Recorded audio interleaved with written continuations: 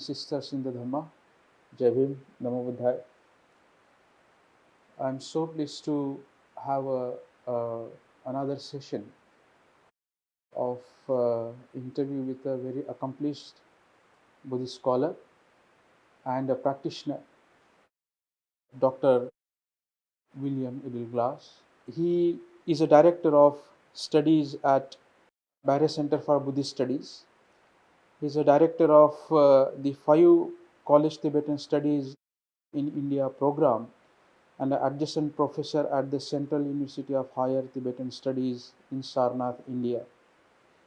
William received his PhD in philosophy from Emory University, working on Indian and Tibetan Buddhist philosophy as well as contemporary Western thinkers.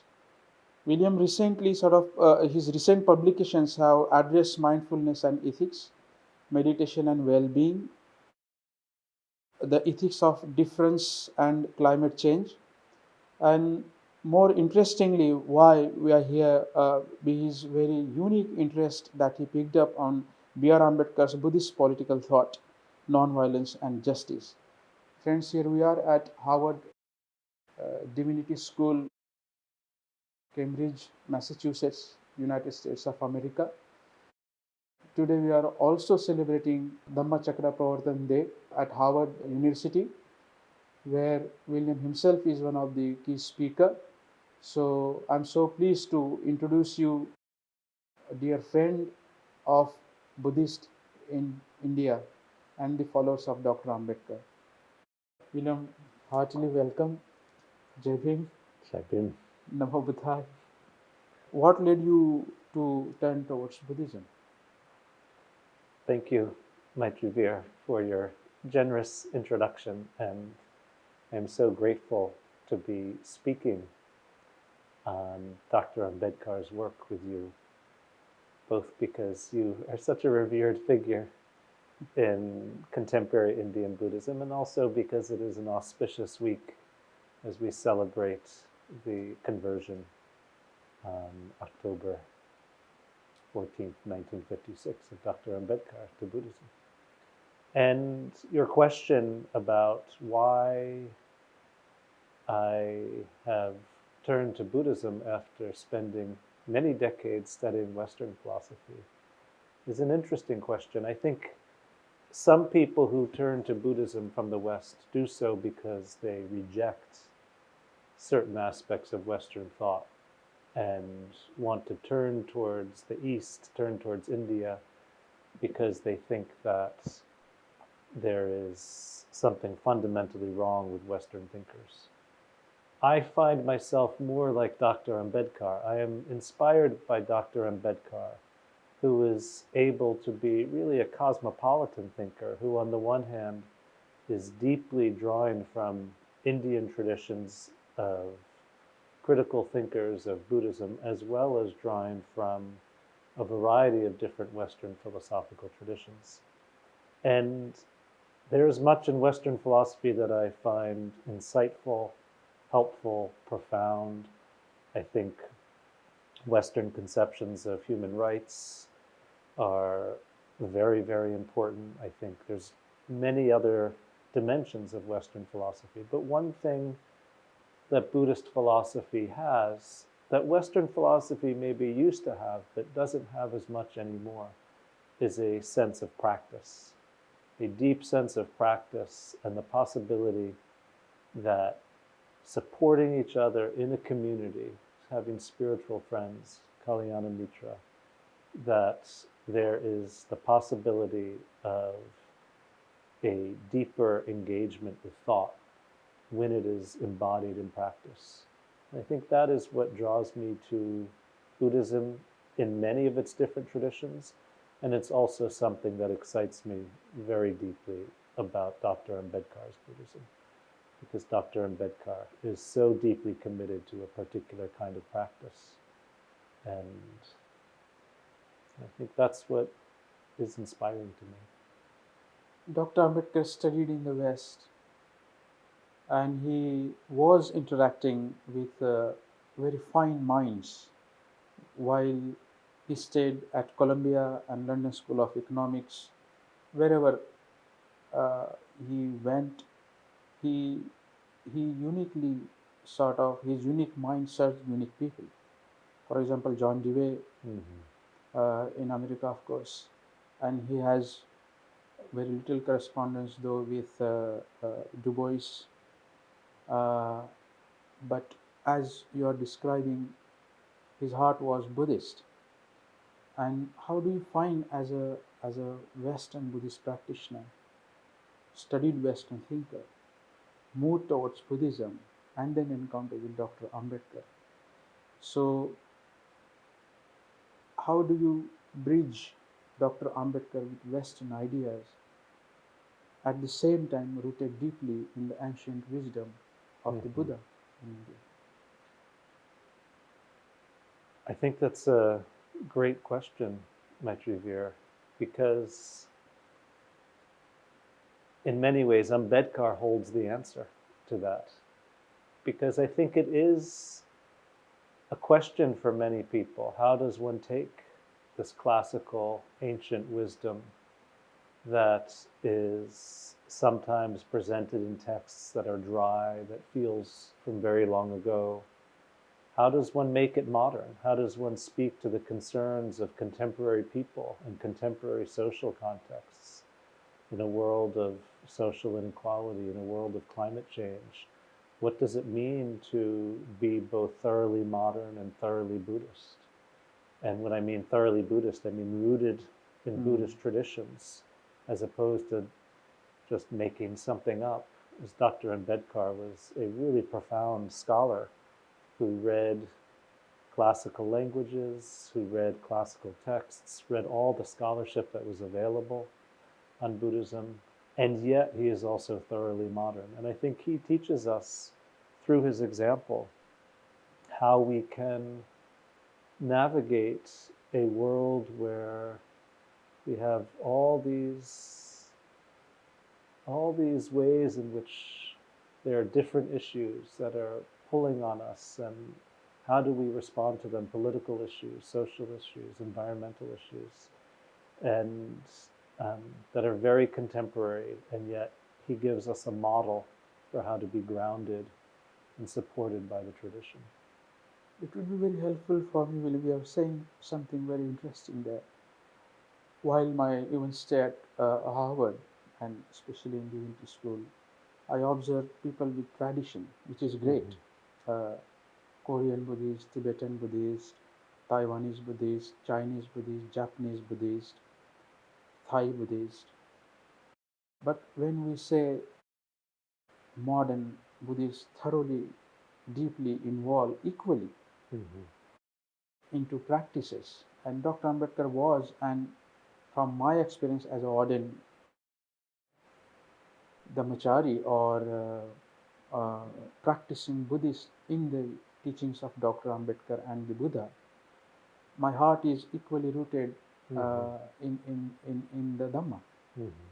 But the visibility in the modern world plays a great role in Western world. So how do you sort of see Dr. Ambedkar vis-a-vis the traditions that are visible in the modern society, speaking about justice, social change? Often there is a chance to misunderstand he's just a social or political activist, but not a deeply dhammic practitioner who want to change the world. So how do you see Dr. Ambedkar's dhammic vision in that light? Yes, that is a good question. I think until recently in the West, Dr. Ambedkar was primarily regarded as a constitutionalist who thought that, well, he's known for being the architect of the Indian Constitution, for being the chair of the drafting committee, and that was reason enough to make him great, reason enough to make him a significant 20th century figure. However, Dr. Ambedkar himself was quite clear that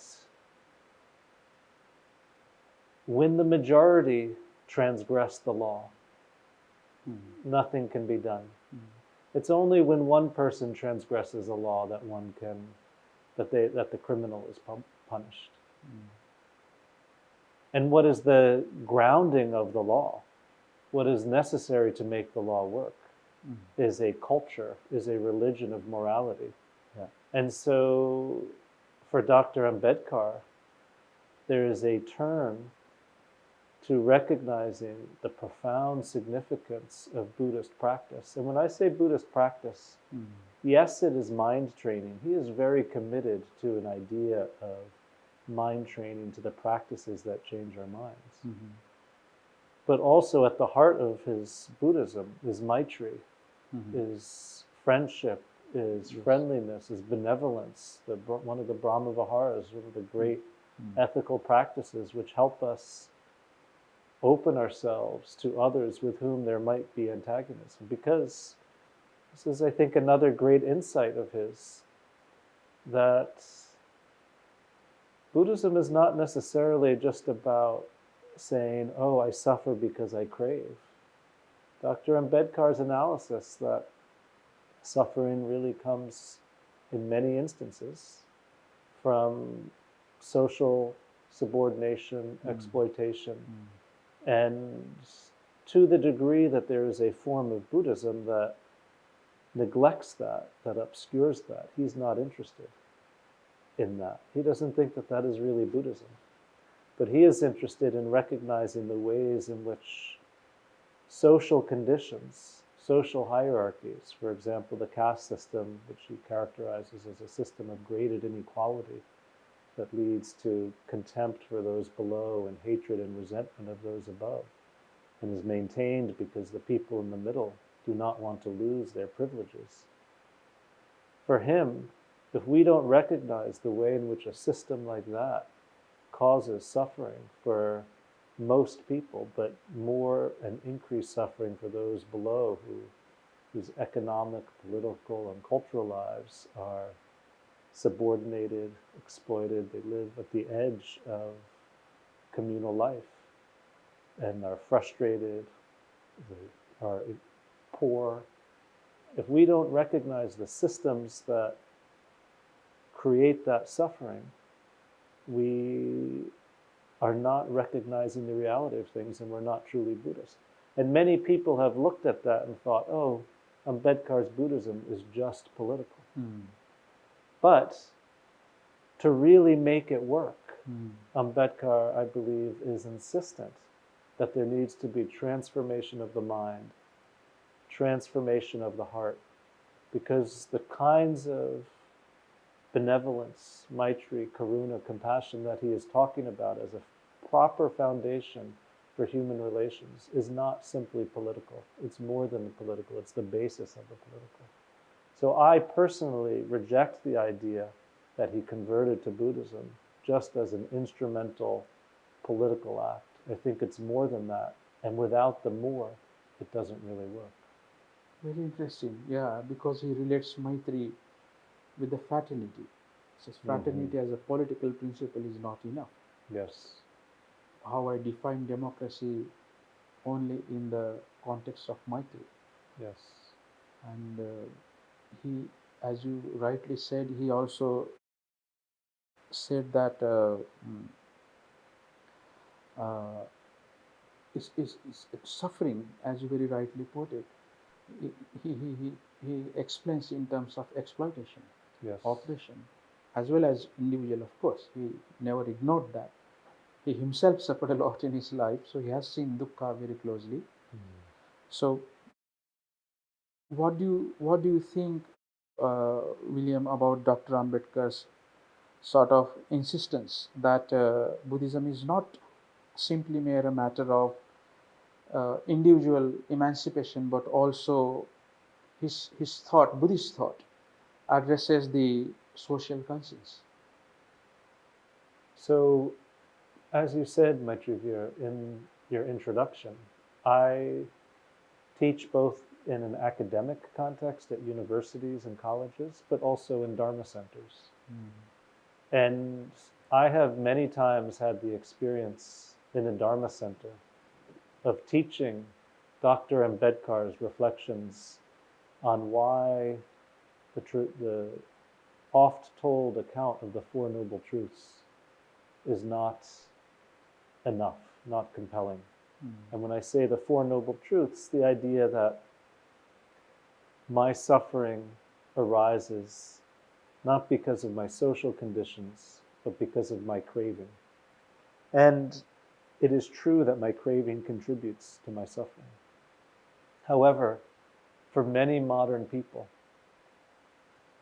it is clear that poverty, structural injustice, structural violence do not set up the conditions for practice, do not set up the conditions for letting go of craving, because one is exhausted and it is difficult to access education. It is difficult to have the financial resources, but also the temporal resources, just the time to practice.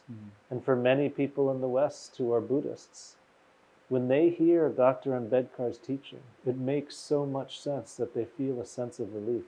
I have had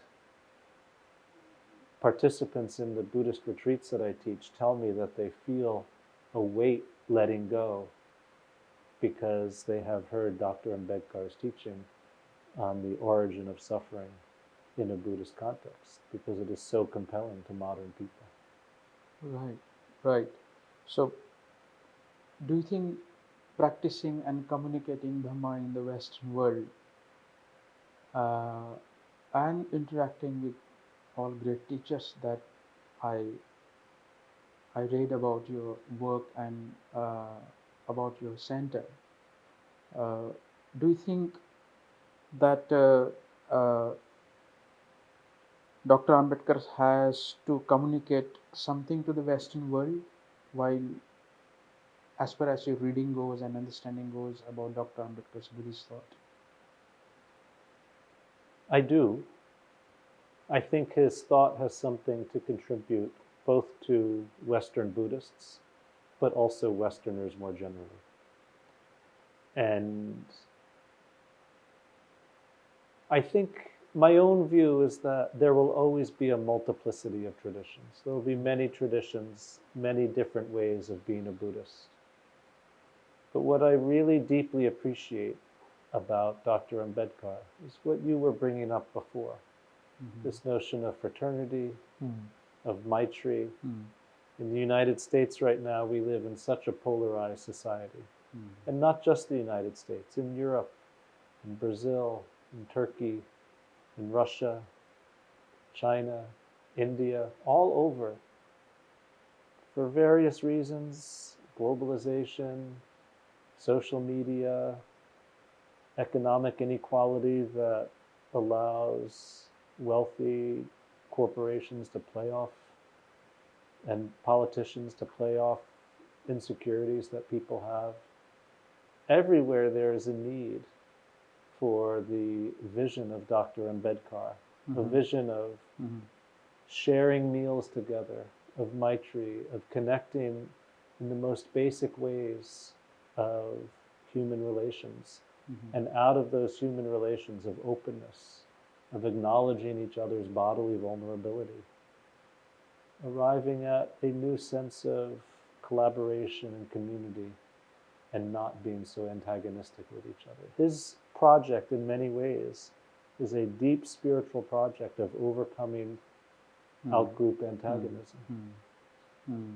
He has something to teach us all.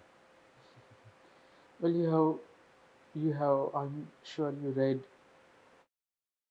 all the Western revolutions that has happened in America and Europe and shedded with the blood. Of course, I don't know what was the intention of revolution, but every revolution wants some change, some radical shift in the politics or in nation or in society, in cultures or an individual. Dr. Ambedkar also launched a revolution in an extremely complicated cultural, social, and historical context.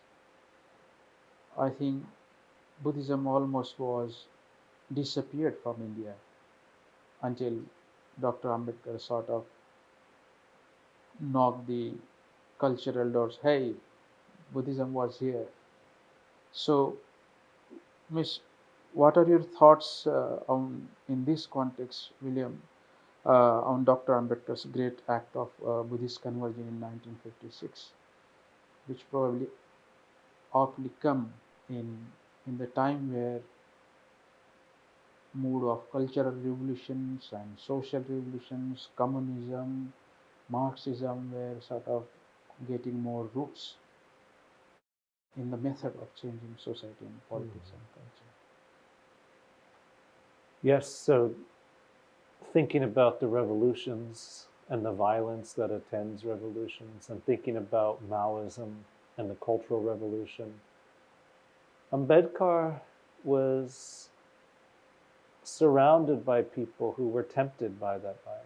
There was a great temptation because of the enormous inequality, economic, political, social inequality. There was an enormous temptation to violence. Ambedkar's conversion is a kind of teaching itself. It's a Buddhist teaching and an exemplification of a form of revolution in which the opponent does not become the enemy. The opponent is the person who one hopes one can sit down to dinner with and one's children can intermarry. And his conversion is a revolutionary move towards a society in which those people with whom we disagree, those people who have exerted power over us or we have exerted power over them, even when justice is done and the powerful and those people who have exploited lose their power, that they can still remain around the dinner table. They can still, their children and our children can still marry together. And his conversion gives us a picture of the possibility of a society in which this could happen. And my friend, you've been asking me all these questions, and I know you have thought so deeply about this question, for example, for many years. Am I allowed to ask the interviewer what your thoughts are on this day when we celebrate that conversion? Well, thank you very much for sort of asking from the person who is coming from the process that very much you were very rightly describing. I remember in last phase of his life, immediately after conversion, Dr. Ambedkar was invited by the king of Nepal, and he was asked to speak on communism and Buddhism. And it's very interesting what at least I heard about from Professor Halsey how to unfold these stories. He was not addressing to the audience who were ex-untouchables. He was addressing to the Buddhist, traditional Buddhist, from Tibet, from Nepal, from Thailand, from Burma. I don't know, they were Chinese Buddhists or not, but he was addressing those Buddhists and telling them strongly when they did not have a context of caste, that is not the violence is a means to change the society and cultures. And he was saying that when you kill your enemies, no more to argue, and that's not the way to conquer the enemy. And he cited Buddha very strongly. As love is only a means to conquer the enemy.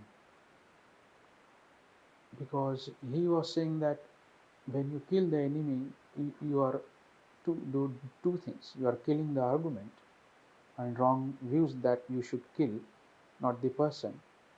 So you are not allowing wrong views to be killed. You are killing human being. And secondly, he refuted question of violence and very strongly he said with a force, you go with your own way, you go with your own means, you go with your own methods. I have no doubt that Buddha's path is difficult, tedious. Some might call it's a very long way, but I have no doubt it's a surest way.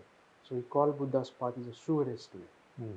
So I find that's extraordinarily inspiring. Yes. When he come from much worse suffering from thousands and thousands of years, and not inviting violence to happen in his thinking and his revolutionary processes, and he's addressing Buddhists not to go for violence. Yes. When they have a great cultural, civilizational inheritance of Buddhist civilization.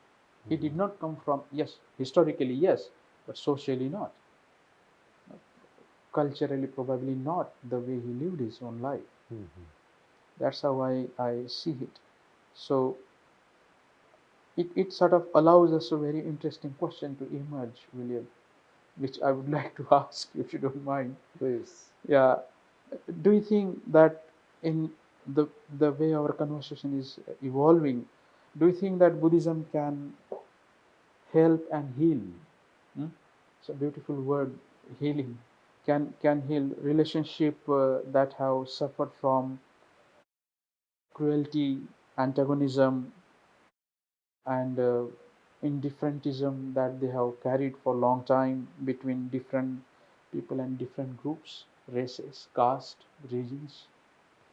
Here, I think it's always helpful to have a little bit of humility. Mm. The short answer is yes, I do think so. And I will return to that. But I just want to say as a caveat that it's also the case that societies that are ostensibly Buddhist have also committed great violence. If we think of Myanmar and Buddhist monks being involved in the genocide and ethnic cleansing of the Rohingya, or the way that Sinhalese Buddhists have treated the Tamils in Sri Lanka. And there are other examples one can think of. Imperial Zen in Japan that was used Buddhist imagery and Buddhist framings to justify violence. So I think it's important to remember that just because we're Buddhist does not make us peaceful, compassionate, and benevolent. However, I do think that when we remain self-critical so that we don't allow ourselves to get sucked into the kinds of outgroup antipathy that, say, some Buddhist monks in Myanmar have gotten sucked into, that Buddhist practice, that the practice of Maitri, that the practice of Karuna, the practice of benevolence, of friendliness, of compassion,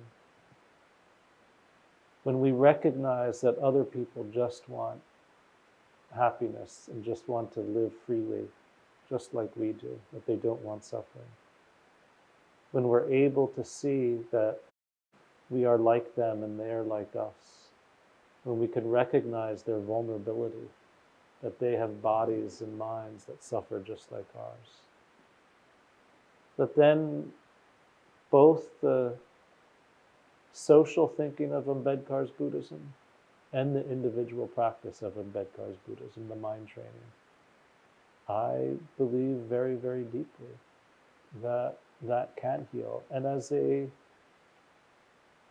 person who teaches Buddhist retreats and people come, and when they're in longer programs and I hear them describe how their own relationships with family members or friends or people whose relationships they've had that have ruptured, but that somehow doing these practices has allowed them to open their hearts with understanding. Not that they don't recognize that their people have done something maybe that was problematic, but they can understand that problematic action in a larger frame and can open their hearts.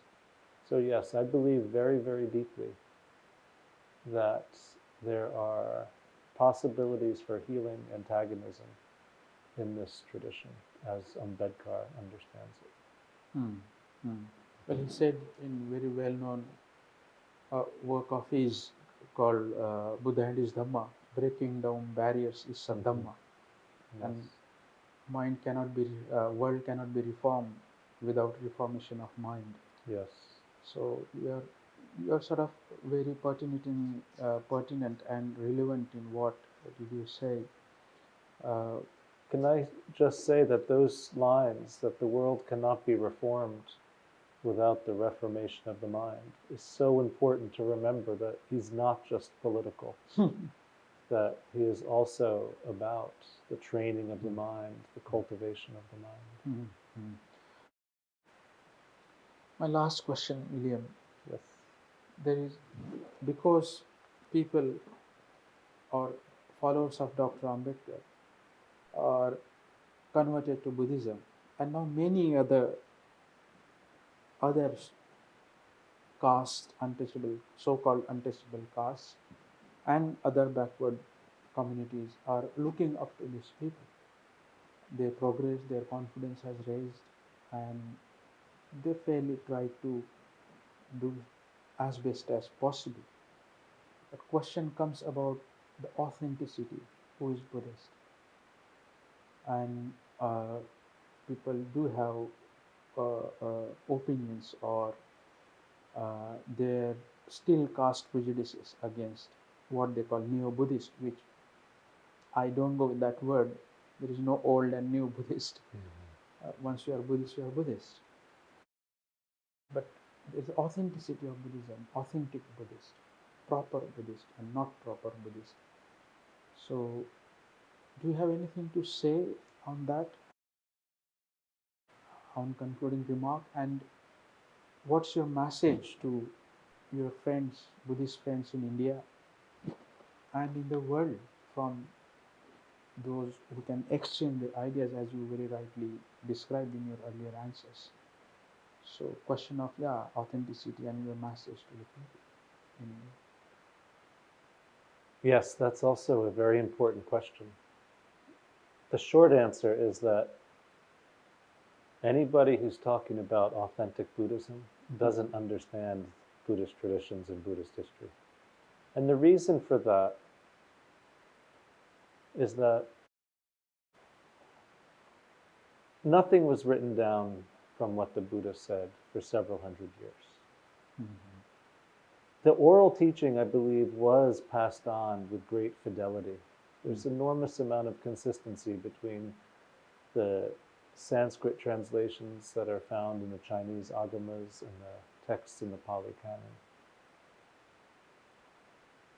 But there is such great diversity, as one would expect from a tradition that has been evolving for more than 2 millennia in profoundly heterogeneous traditions and cultures in different parts of Asia and now in the West. Always hybrid, always taking up local traditions, always engaging with new intellectual practices and traditions that come into Buddhism. And frankly, if it didn't do that, it would die. Any tradition that doesn't change desiccates, dries out, and disappears. A tradition has to continually be remaking itself. For example, today, if a tradition is simply patriarchal and denies the equal rights of women, how can such a tradition flourish anymore? I mean, maybe there are such traditions today, but they will not last long.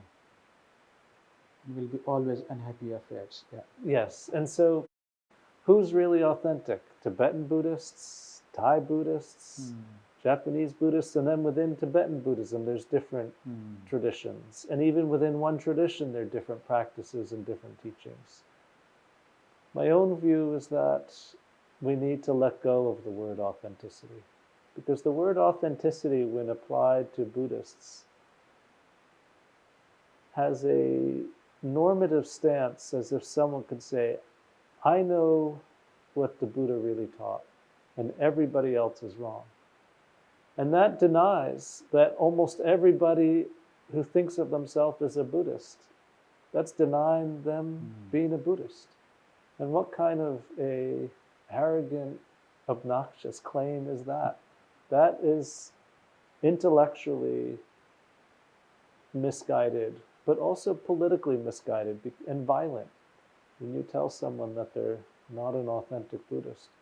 Ambedkar Buddhists, which is a term I know some people find complicated, but it's a term I'm using in the sense of those people who are inspired by Ambedkar to become Buddhists and cultivate the mind and cultivate Kalyana Mitra, spiritual friendship, and cultivate their own dignity. They are just as authentic as a Tibetan Buddhist or a Sinhalese Buddhist. There's no good intellectual reason to deny that.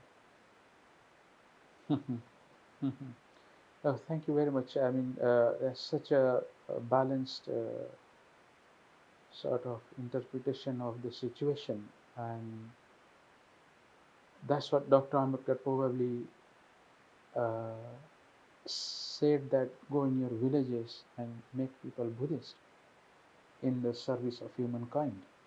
That's the message he gave. Dare kane dare kala diksha de. Means everyone should ordain everyone. He was sort of bringing Buddhism out from formalistic structure or sort of rigidly institutionalized structure, and that's the uniqueness that has happened to his Buddhist project. In a sense, it resonates with the Buddha himself, who said, go out and teach Buddhism in the language of the local people. And that means you're saying different things with different words, and you're speaking in a different context. It's very, very resonant. Yeah, Bahujan Hitaya, Bahujan Sukhaya. Yeah. Would you like to share anything? Have any experience of Buddhist in India with Dr. Ambedkar's follower? I have spent some time in Mumbai, as I've taught a few times at the Indian Institute of Technology. And I have been deeply inspired by celebrations of Dhammachakra Day and Ambedkar's birthday. And I think that it is often, that Buddhism has often been most revealing and most inspiring when it has been taken up by people who are most marginalized. And that we, all of us, in the West and in India, scholars, that paying attention to the lived experiences of Ambedkarite Buddhists is maybe one of the places today that we have the most to learn about what it means to be a Buddhist. Any message, any final words you would like to communicate to your Buddhist friends in India who are looking up to sort of the awakening world and trying their best to make a contribution in building peace processes? Yes, so my dear Dharma brothers and sisters, maybe one message is to remember, as my friend Maitriveer here said, in quoting Dr. Ambedkar from his late speech on the Buddha or Karl Marx, patience can be important. And yet, Dr. Ambedkar also is so vigorous, has so much energy, works so hard. He's both patient and insistent on justice and what is right, and holding those together through the cultivation of the mind and through relations of Maitri and Karuna. That is my message that I get from Ambedkar that I would like to reflect back to you, my friends. Thank you very much, Dr. William, for your precious time and spending time with me in this conversation at Harvard University. On behalf of Awaaz India also, I would like to thank behalf of Aman Kamble, who is the founder of Awaaz India. And I also thank you behalf of all Indian Buddhists and the follower of Dr. Ambedkar and those who admire Dr. Ambedkar across caste and cultures and nations. I'm sure they will be benefited from this interview with the wider reach of the channel.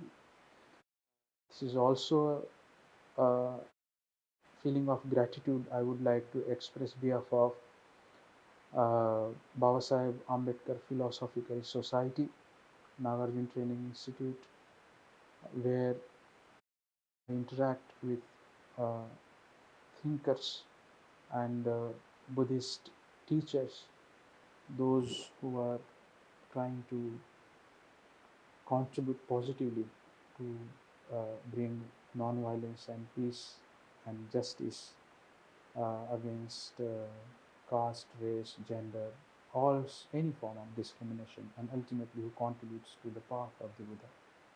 So, on behalf of all these people, thank you very much being with us. May you be well and may you be happy. And I wish you all the best for your center flourishment. Thank you so much, Maitriveer. Jai Bhim. Jai Bhim. Jai Bhim. Namaskar.